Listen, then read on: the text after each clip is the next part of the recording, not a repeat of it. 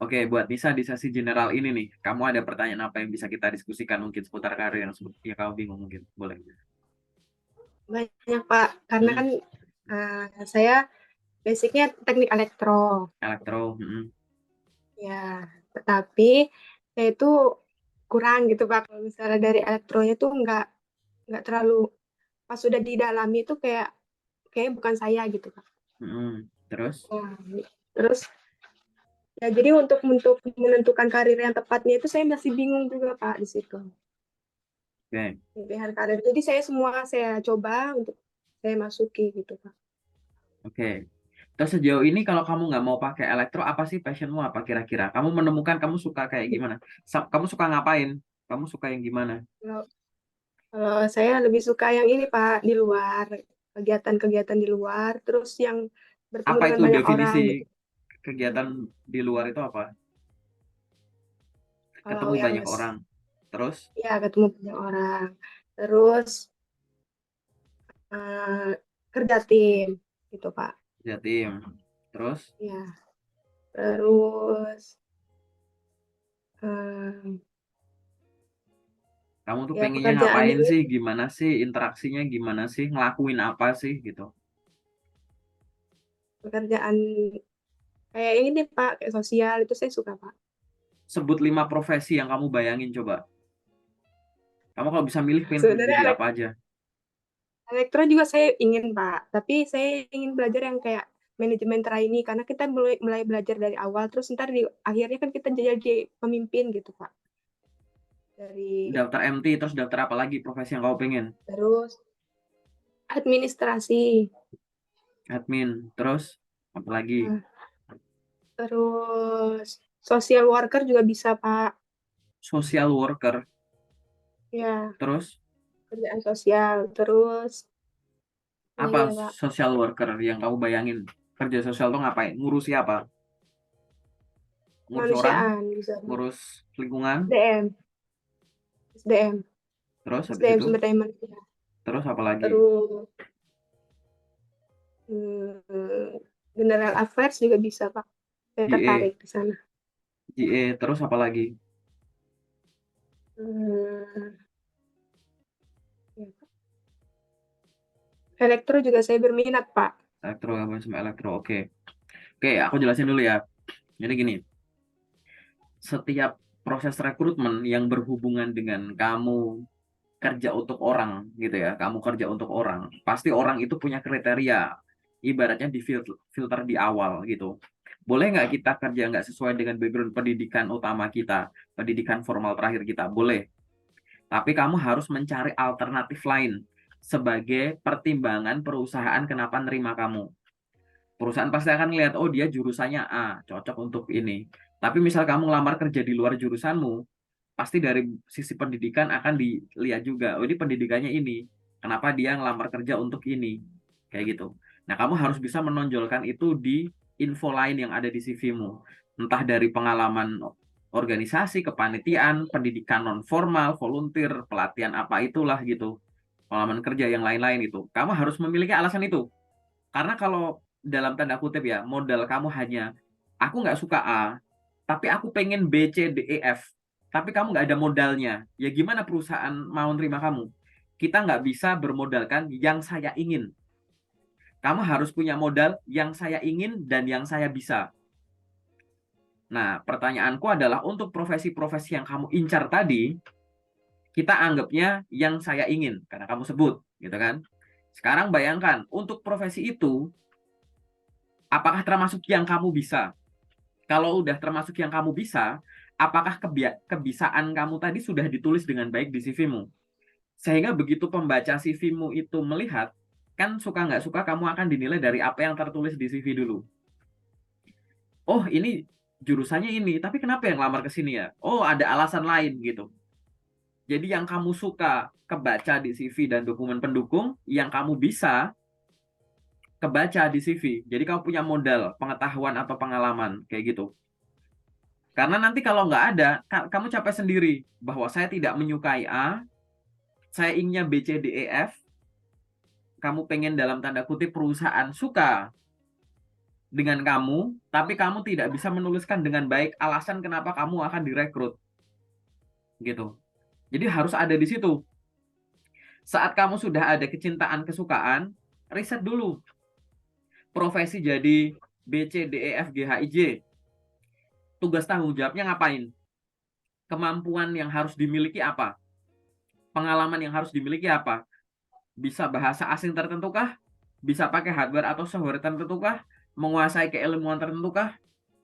Diriset semua tuh profesi-profesi itu. Profesi B, tugas tanggung jawabnya gini, skill yang dibutuhkan begini. Nanti dievaluasi, mana yang saya udah punya secara bagus. Pastikan tertulis dengan baik di CV. Mana yang kita baru sekedar tahu gitu. Bisa tapi belum mahir. Luangkan waktu biar kamu mahir dulu.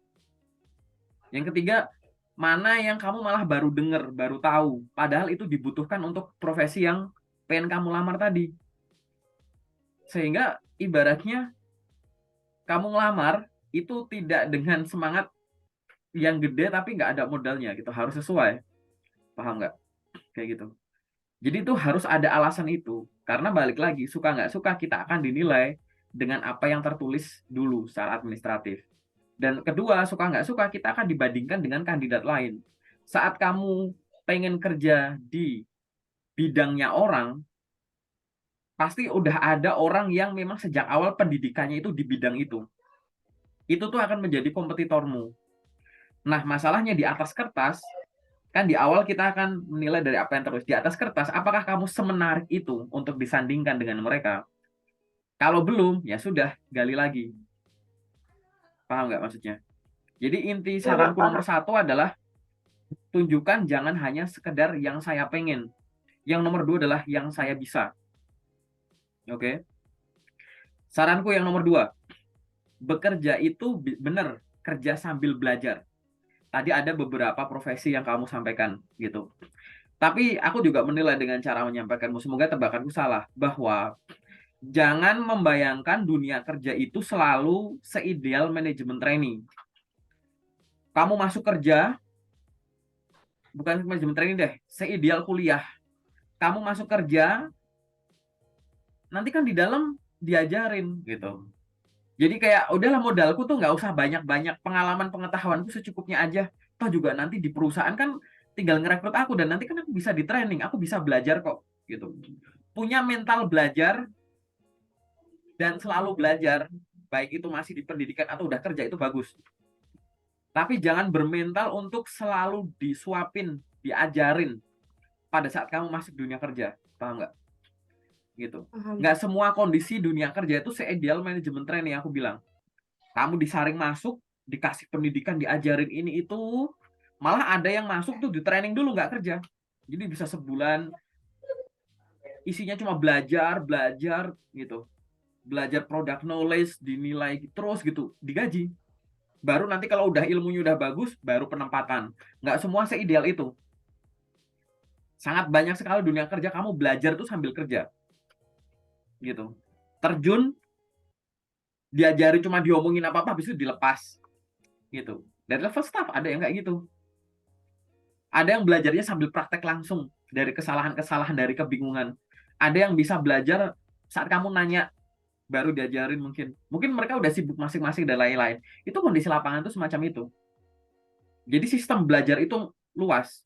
Sehingga saranku banget nih, jangan bermental mencari pekerjaan di mana pada saat masuk itu pasti di training, dilatih dulu. Kalau udah siap baru nanti dilepas sendiri. Nggak kayak gitu. Di lapangan itu nggak seideal itu, paham nggak? Gitu. Nah ini Paham, Pak. kamu antisipasi gitu. Karena barusan aku nanya soal manajemen training kelihatan gitu. Kamu suka karena diajarin dulu gini-gini. Oh, di luar yang lebih nggak ada diajarinnya tuh lebih banyak realnya. Sambil jalan beneran gitu. Itu real. Takutnya nanti apa? Kalau kamu membayangkan pola dunia kerja sesuai dengan belajar-belajar tadi kayak anak yang di kuliahan, nanti kamu nggak gampang cocok sama kerjaan yang baru kamu masuk. Takutnya nanti malah nggak sesuai dengan probation. Ini nggak cuma buat kamu sih. Semua fresh graduate mungkin akan ngerasakan culture shock itu. Habis aku direkrut penempatan aku nggak tahu mau ngapain. Orang kok sibuk sendiri-sendiri ya gini gitu. Ya itu yang dibutuhkan inisiatif kamu untuk tanya, untuk observasi gitu, untuk praktek dulu baru nanya, untuk riset di internet dulu baru nanya dan lain-lain. gitu. Itu real kondisi di lapangan, dan kan kita nggak tahu nanti kamu lolosnya tuh yang tipenya bagaimana. Tapi aku di sini ngasih saran dulu yang nomor dua, gitu. Punya mental belajar sampai kapanpun itu bagus, nggak ada batas usianya, nggak ada limitnya namanya belajar. Asal orang yang mau pasti bisa belajar. Tapi jangan membayangkan pada saat masuk itu seideal itu urutannya. Diajari dulu baru dilepas kayak gitu. Biar nanti kamu nggak selalu ngerasa, kok aku salah ya, aku kok direkrut tapi kok nggak diajarin sih, orangnya pelit-pelit, orangnya kok sibuk sendiri-sendiri, aku nggak cocok sama ini, nggak cocok sama itu, nggak cocok sama ini, kayak gitu. Ya, paham ya di situ ya. Itu yang saranku Hmm. nomor dua. Saranku nomor tiga adalah, terkadang tuh kita kurang menikmati apa yang sudah kita punya. Jadi ibaratnya tadi ya, sebenarnya kan kalau direkrut itu kan tarik-menarik perusahaan dan kandidat. Yang kita pengen, yang job seeker pengen, versus yang perusahaan pengen. Kalau tarik-tarikannya itu sama kuat, jadinya jabat tangan gitu. Ya, diem gitu kan. Udah, tarikannya kuat. Tapi di sini balik lagi gitu. Pada saat kamu apa namanya, ngelamar-ngelamar kerja dan lain-lain kayak gitu, kamu di situ harus tahu bahwa aku tuh punya modal pengetahuan. Jadi balik lagi, walaupun kamu ngerasa salah jurusan, salah minat, salah ini, atau nggak usah ngomongin salah jurusan deh. Minatku tuh berubah gara-gara eranya berubah. Misalkan orang zaman dulu tuh suka kerjaan A, B, C, D, E. Tiba-tiba datang COVID, maksa orang tinggal di rumah, orang dipaksa kerja dari rumah, enak ternyata. Akhirnya orang yang dulunya seneng kerja offline, jadi seneng kerja online, misalkan. Yang tadinya orang suka kerja jadi apa, ternyata dia punya passion baru, jadi digital marketer misalkan, online sales misalkan, kayak gitu. Gara-gara perubahan keadaan itu boleh, oke?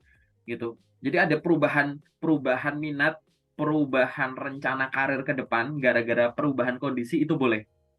Tapi balik lagi, kamu juga harus menggunakan kemungkinan bahwa modal kamu kemarin yang kamu pelajari, kuliahmu, dan semua yang kamu pelajari selama periode kuliah, mungkin itu juga tetap bisa dipakai. Dalam arti, ya tadi kamu udah sebut, bahwa walaupun kamu ngincer profesi lain, kalau bisa, karena kamu masih baru lulus misalkan, yang sesuai dengan bidangmu, kamu bisa tetap lamar. Paham nggak? Gitu. Karena mau kamu bilang, itu bukan passionku, balik lagi. Ada sesuatu yang disebut dari minat, disebut minat. Ada yang disebut diminati. Jadi minat tuh bisa ditumbuhkan. Ada kerjaan yang sebenarnya kamu nggak suka, tapi kerjaan itu ternyata menghasilkan uang banyak. Pasti nanti kamu suka. Gitu. Nah, sekarang coba kamu ngebayangin ke arah situ. Gitu. Gitu. Kamu ngomongin passion ya semacam itu. Kita ngomongin bakat, privilege misalkan. Ya udah, ada yang namanya bakat, ada yang namanya dibakati. Segala sesuatu tuh bisa dibakati kalau kamu menumbuhkan minat di dalamnya gitu. Coba dieksplor lagi. Barangkali di situ kamu butuh senior-senior kamu, teman seangkatan, kakak tingkat, dosenmu, konsultasi sama orang yang lebih tahu. Gitu. Bahasa simpelnya mungkin kadang tuh jurusan kita kurang menarik gara-gara kita nggak tahu apa hubungannya ilmu kita dengan duit gitu misalkan. Ya, kalau kayaknya susah ya gitu syaratnya gitu. Mungkin bisa, ya serius. Banyak orang melakukan hal yang kerjaannya sebenarnya dia nggak suka, tapi duitnya lancar, senang aja tuh gitu. Jadi coba tanya sama orang-orang yang lebih tahu cara menggunakan suatu keilmuan yang kamu tahu gitu. Karena nggak mungkin dong yang kamu pelajari itu sia-sia. Bener nggak? Kan nggak ada yang sia-sia. Barangkali kita cuma masih bingung aja gitu, ke arah situ gitu.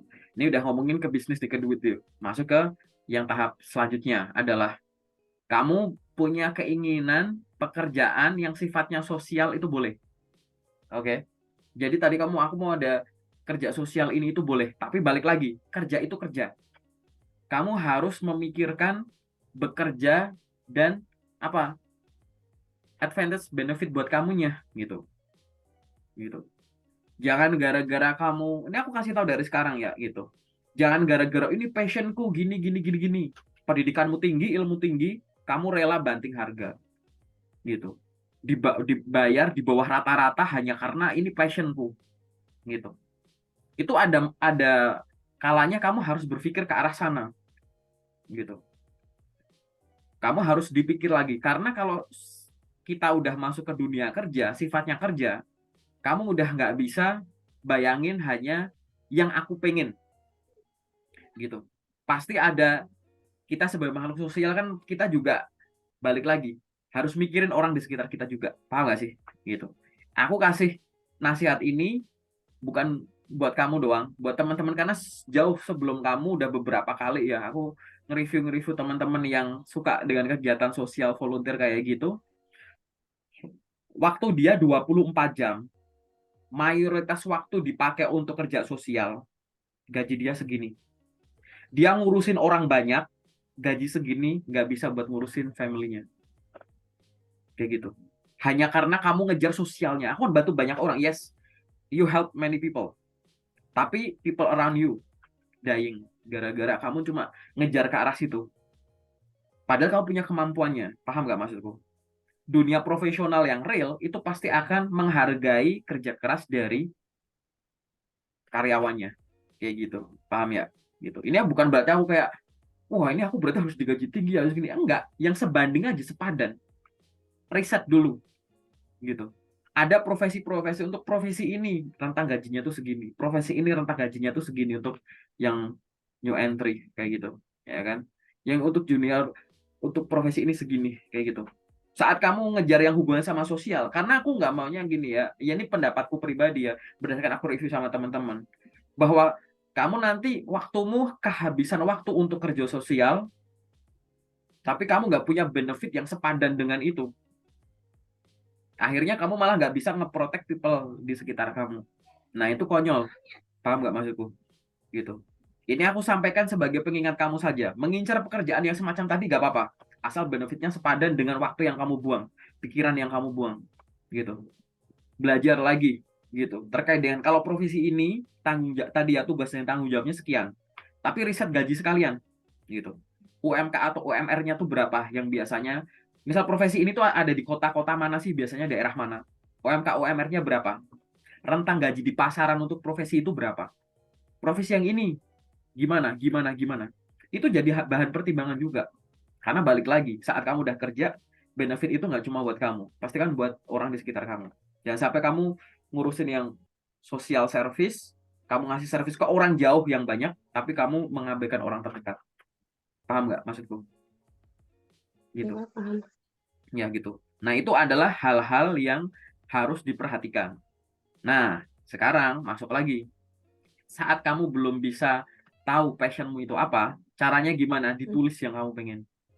Nulis misalkan 10 profesi yang kamu pengen. Harus tulis 10 aja di kertas. Dah, habis itu kamu riset satu-satu. Ini kerjaannya ngapain sih gitu. Cari website yang bisa kamu baca, cari di YouTube orang-orang yang bikin bikin video-video soal profesi ini. Mungkin ada yang dibikin vlog menyenangkan, ada in my life sebagai apa gitu. Dan kamu tahu gambarannya. Setelah itu kamu explore mana yang kamu udah punya modalnya, udah ditulis di CV belum, mana yang kamu belum bisa. Ini gimana nih nulisnya di CV dan lain-lain. Udah. Setelah kamu udah pahamin itu semua kan, jadi akhirnya kamu bisa meluangkan waktu setiap hari. Ada waktu yang kamu pakai untuk apply job, ada waktu yang kamu pakai untuk pengembangan diri. Tadi belajar yang kamu belum bisa, belajar yang udah bisa tapi belum mahir gitu ya. Tapi ada waktu juga yang kamu pakai untuk branding, 3 hal ini ya. Jadi di luar waktu tidurmu, di luar waktu kamu beres-beres rumah, bantu orang tua, ibadah, me time-mu gitu, pasti kan ada waktu kosong yang untuk hal produktif ya gitu. Nah, waktu itu silahkan dibagi untuk 3 hal ini. Apply job tiap hari, kemudian belajar tiap hari, dan branding. Branding tuh aktif di sosmed, minimal LinkedIn. Connect ke orang baru, bikin postingan, kenalan sama orang baru di LinkedIn, kenalan sama HRD, kenalan sama user, ngajak ngobrol. Itu harus tiap hari. Jangan tiap hari tuh apply job mulu. Jangan tiap hari tuh baca buku, ikut webinar terus gitu. Harus konsisten. Hari kerja, hari libur konsisten. Nggak ada yang namanya ngirim lamaran cuma di hari kerja dan jam kerja aja. Weekend, hari libur kirim. Kayak gitu. Sumbernya jangan cuma lewat email. Jangan lamar kerja tuh lewat email, terus lewat job portal, terus gitu. Ya, sumbernya dari mana-mana. Karena kita nggak tahu loker yang cocok buat kita itu munculnya kapan dan via apa. Ya nggak? Yang kita tahu setiap hari pasti ada loker baru. Karena kita nggak tahu loker yang cocok untuk kita itu kapan keluar, tapi kita tahu tiap hari ada loker baru, sehingga tiap hari kita harus ngecek loker dan apply dari banyak sumber. Kayak gitu. Saat kamu udah ngelakuin itu semua, ngalamin kebingungan, apa yang harus dilakukan? Ya kayak begini. diskusi, konsultasi. Mungkin di situ kamu punya mentor, tutor, guru, senior, siapapun yang bisa kamu ajak diskusi, boleh. Sama aku, boleh. Sama teman-teman di grup, boleh. Gitu. Jadi nanti akhirnya apa yang kamu lakukan itu termasuk yang kamu bisa dan yang kamu pengen. Gitu. Jangan sampai hanya bermodal yang kamu pengen, tapi nggak bisa. Wah enak ya jadi itu ya, kerja di itu kayak enak ya gitu. Tapi kamu belum ada modal, nanti malah capek. Atau yang sebaliknya, gitu. Bukan yang kamu pengen, tapi kamu nggak bisa. Nih sekarang dibalik nih. Yang kamu bisa malah kamu nggak pengen. Nah, gitu. Balik lagi tuh. Jadi keinginan kamu untuk bekerja tuh harus berasal dari satu titik yang kamu. Nih, kamu tahu inilah ya, irisan gitu ya. Harus dari sini irisan Ya. gitu. Yang kamu bisa dan yang kamu pengen. Kayak gitu. Harus dari situ. Kalau nggak nanti kayak capek di awal, kalau nggak jalan sambil setengah hati kayak gitu. Ntar ngeluh, oh, ini nggak sesuai passionku, nggak sesuai gini gitu. Padahal semua yang bisa dicintai kayak gitu. Oke, itu secara umumnya tuh gitu. Ini konsep doang ya, konsep dulu. Nanti detailnya di sesi 2 aja, boleh. Terus apa lagi nih yang pengen kamu tanyakan mungkin? Boleh banget kalau masih ada yang sifatnya general. Atau tahap rekrutmen sejauh ini deh. Kamu ngelamar-ngelamar di luar jurusanmu paling jauh udah sampai tahap apa? Mana yang dari luar jurusan belum ada, Pak. Belum ada panggilan? Atau belum mulai Ya. ngelamar? Sudah, Pak, sudah mulai melamar. Tapi belum ada. Oke. Terus rata-rata gitu ngirim lamaran per hari berapa banyak? Banyak, Pak. 5 sampai 10. Banyak ya. Oke. Coba nanti Tapi ditingkatin udah lagi itu. setengah. Sumbernya dari mana aja ya itu ya? Kadang dari LinkedIn, terus dari Disnaker, terus dari Terus Jobstreet, street, sama email. email gitu. Kirim lewat email. Kirim lewat email. Tapi sumbernya 3 tadi ya, di Snacker, Jobstreet, LinkedIn gitu ya. Ya Ya, Pak. nggak apa-apa. Coba cari lagi loker, boleh sumber yang lain atau dari sumber itu tapi lebih banyak ditarget. Maksudnya gini, teman-teman di grup loker tuh rata-rata 20 sampai 30 per hari per day. Nah, kamu di angka 5 sampai 10 coba deh challenge dirimu sendiri bisa nggak 15. Di Snacker, LinkedIn, Jobstreet. 5 5 5 udah 15 gitu. 6 6 6 18 gitu. Coba dinaik-naikin tiap harinya. Ya, Pak. Kalau balik lagi tadi, tiap harinya jangan cuma apply job doang, bikin koneksi baru. Di LinkedIn itu banyak banget loker yang tidak terlihat. Yang kamu tuh harus ngobrol sama HRD-nya, deket sama user, baru nanti ngobrol, Pak ada loker nggak terkait dengan bidang yang sesuai dengan bidang saya, dipersilahkan untuk review akun LinkedIn saya gitu-gitu. Biar bisa ada obrolan ke sana tuh, kamu harus bangun koneksi Ya. gitu. Nanti kita lihat LinkedInmu gimana gitu. Apakah sudah seefektif itu atau kamu punya LinkedIn juga ya secukupnya, nggak ada postingan, connect ke orang juga insya Allah kalau inget gitu, nggak tiap hari gitu. Gitu. Itu nggak bisa kalau kayak gitu. Oke? Tuh. Terus apalagi? Ya. Ada lagi nggak pertanyaan sifatnya general yang kamu masih bingung? Kalau nggak Hmm, ada nggak apa-apa. Nggak ada? Belum ada? belum ada sih, Pak. Oke. Kalau belum ada kita masuk ke sesi detail aja ya.